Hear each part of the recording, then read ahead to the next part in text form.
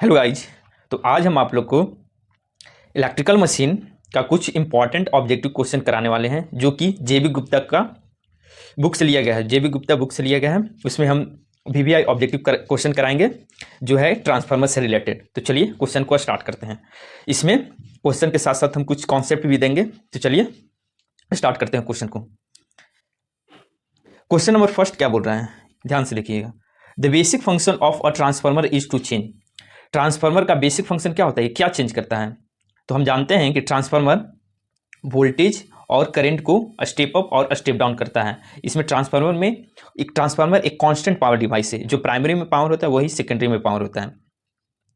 तो इसमें केवल वोल्टेज और करंट को अप और डाउन करेगा, और इसमें फ्रीक्वेंसी भी कांस्टेंट रहता है और प्लस में पावर भी कांस्टेंट रहता है। तो इसका राइट आंसर क्या हो जाएगा? The basic function of a transformer is to change, क्या चेंज करेगा? The level of the voltage. Option number A is the right answer. Next question हमारे पास बोल रहा है क्या, in an ordinary transformer which of the following does not change. Ordinary transformer में क्या चेंज नहीं होता है? Option number A voltage, current, frequency, all of the above. तो हम इससे पिछले क्वेश्चन में हम डिस्कस किए थे कि इसमें पावर और फ्रीक्वेंसी चेंज नहीं होता है, एक कांस्टेंट रहता है। तो इसका राइट आंसर क्या हो जाएगा? Option number C. ये जेबी गुप्ता का बुक से लिया गया एक क्वेश्चन है, जो कि बहुत ही इंपॉर्टेंट है कंपटीशन लेवल के लिए भी। नेक्स्ट क्वेश्चन चलते हैं। The efficiency of a power transformer का इफिशियंसी क्या होता है? हम जानते हैं कि ट्रांसफार्मर एक हाई इफिशियंट डिवाइस है, क्योंकि ट्रांसफार्मर जो मशीन है उसमें रोटेटिंग पार्ट नहीं होता है। ये स्टेशनरी कंडक्टर और स्टेशनरी डिवाइस है ट्रांसफार्मर, जो कि पावर भी ट्रांसफर होता है one primary to secondary electrically isolated, जिसमें लॉसेस बहुत कम होता है। इसमें ना रोटेटिंग पार्ट होता है, जिससे फ्रिक्शन लॉस भी कम होता है, इसलिए इसका इफिशियंसी बहुत हाई होता है, इसलिए ये हाई इफिशियंट डिवाइस है। इसका राइट आंसर क्या हो जाएगा? 50% ये तो मोटर में होता है जनरली, सबसे ज़्यादा होता है इसमें 95%। क्वेश्चन नंबर नेक्स्ट क्या बोल रहा है, in a transformer electrical power is transfer from primary to secondary. Primary से सेकेंडरी में इलेक्ट्रिकल पावर कैसे ट्रांसफर करता है? देखिए ब्लॉक डायग्राम से हम आपको बताते हैं। एक मिनट, ये हो गया ट्रांसफार्मर का कोर, ठीक है, और ये हो गया प्राइमरी, और ये मान लीजिए ये है सेकेंडरी। तो यहाँ आपको दिखाई दे रहा होगा कि ये इलेक्ट्रिकली आइसोलेट है, दोनों में कोई इलेक्ट्रिकल कनेक्शन नहीं है। फिर कैसे प्राइमरी से सेकेंडरी में पावर ट्रांसफर करेगा? तो देखिए यहाँ से जब एसी यहाँ सप्लाई देंगे, यहाँ से एसी सप्लाई देंगे तो इसमें करंट फ्लो करेगा। ओके, जब करंट फ्लो करेगा तो according to right hand thumb rule, current जब ऐसे फ्लो कर रहा है तो ऐसे, और ऊपर जाएगा फ्लक्स ऊपर जाएगा, तो फ्लक्स यहाँ ऊपर ऐसे जाएगा फ्लक्स। अब इससे कपल होगा, और फ्लक्स जब कपल होगा इसमें, तो इसमें इंड्यूस ईएमएफ जनरेट करेगा, और जब इंड्यूस ईएमएफ आ गया तो उसमें करंट फ्लो करेगा जब क्लोज सर्किट रहेगा। तो इसमें पावर कैसे ट्रांसफर हो रहा है? By magnetic flux. तो इस चलिए क्वेश्चन के ऊपर चलते हैं। क्या बोल रहा है, in a transformer electrical power is transfer from primary to secondary, कैसे ट्रांसफर कर रहा है? By magnetic flux. Option number B is the right answer. Next question चलते हैं। Question number next, the two windings of a transformer are. Transformer का two windings conductively linked होता है या इंडक्टिवली लिंक्ड होता है या नॉट लिंक्ड होता है या इलेक्ट्रिकली लिंक्ड होता है? तो हम पिछले क्वेश्चन में डिस्कस किए थे। तो ए इलेक्ट्रिकली आइसोलेट होता है, और कंडक्टिवली या कंडक्टर से भी लिंक नहीं रहता है, तो ये दोनों तो गलत हो जाएगा, सॉरी। तो ये दोनों तो कट गया, और नॉट लिंक्ड ये तो होएगा नहीं, इंडक्टिवली लिंक्ड होता है। इंडक्टिवली मतलब इंडक्शन के through primary to secondary power transfer होता है बाय मैग्नेटिक फ्लक्स। तो क्वेश्चन नंबर 5 का right answer option number B. Next question चलते हैं। क्या बोल रहा है, transformer action require. Transformer action के रिक्वायर क्या ही रिक्वायर करता है? तो हम जानते हैं ट्रांसफार्मर में अल्टरनेटिंग करंट ही चाहिए। अगर ट्रांसफार्मर को, एक मिनट हम इसको ब्लॉक डायग्राम से, सर्किट डायग्राम से बता देते हैं हम आपको।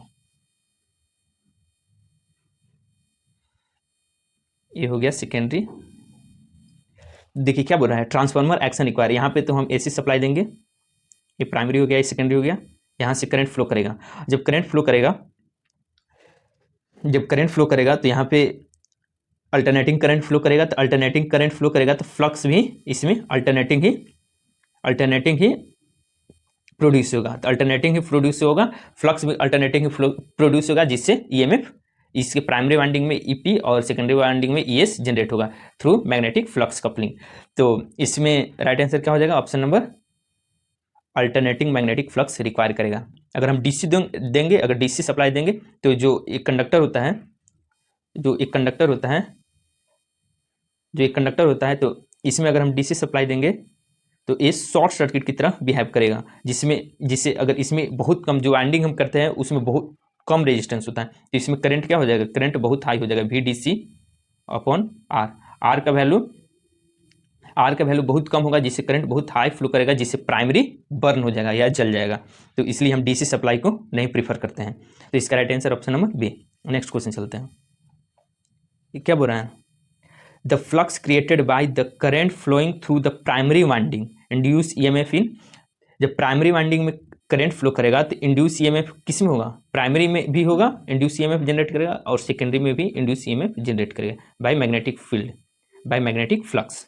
तो इसका राइट आंसर ऑप्शन नंबर क्या हो जाएगा? 7 का option number D, both primary and secondary winding दोनों में इंड्यूस ईएमएफ होगा। तो 7 क्वेश्चन नंबर हो गया। नेक्स्ट क्वेश्चन की ओर चलते हैं। इसमें क्या बोल रहा है? इसमें बोल रहा है the primary and secondary winding of a power transformer always है। प्राइमरी और secondary winding of a power transformer always है। इसमें क्या होगा? Option number A, a common magnetic circuit. Magnetic circuit तो कॉमन होगा। मैग्नेटिक सर्किट मतलब फ्लक्स, जो इलेक्ट्रिकल सर्किट होता है उसमें करंट होता है, और जो मैग्नेटिक सर्किट होगा तो उसमें फ्लक्स होगा, फ्लक्स फाई।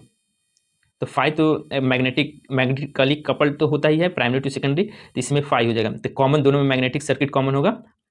सेपरेट बोल रहा है, ये तो होगा नहीं। Wire of a small size, इसमें तो कंडक्टिवली होता ही नहीं है, सेम नंबर ऑफ टर्न्स, इसमें भी नहीं होगा। दोनों में जो होगा पावर ट्रांसफर होगा और कॉमन मैग्नेटिक सर्किट, तो इसलिए option number A is the right answer. Next question चलता है। नेक्स्ट क्या बोल रहा है?